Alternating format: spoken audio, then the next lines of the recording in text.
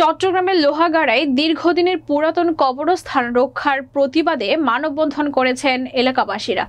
লোহাগাড়া প্রতিনিধি সাইফুল ইসলামের প্রতিবেদনে দেখুন বিস্তারিত। সোমবার বিকালে উপজেলার চুনতি গোয়ালটিমুড়া এলাকায় শাহ সাহেব গেট কবরস্থান রক্ষা কমিটির ব্যানারে এই মানববন্ধন ও সংবাদ সম্মেলন অনুষ্ঠিত হয়।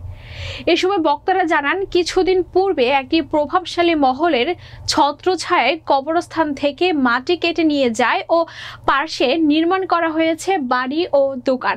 তাই এই কবরস্থান রক্ষা করে সুন্দর পরিবেশ তৈরি করে দেওয়ার জন্য সংশ্লিষ্ট কর্তৃপক্ষের কাছে সুদৃষ্টি কামনা করেছেন এলাকাবাসীরা। এ সময় উপস্থিত ছিলেন চৌধুরী মোহাম্মদ সালেহ, মাস্টার মাহবুবুর রহমান, শুয়াইবুল ইসলাম, আবু তারেক, মুহাম্মদ তৈয়ব, রহিম ও মুহাম্মদ উসমান সহ কয়েক শতাধিক নারী ও পুরুষ।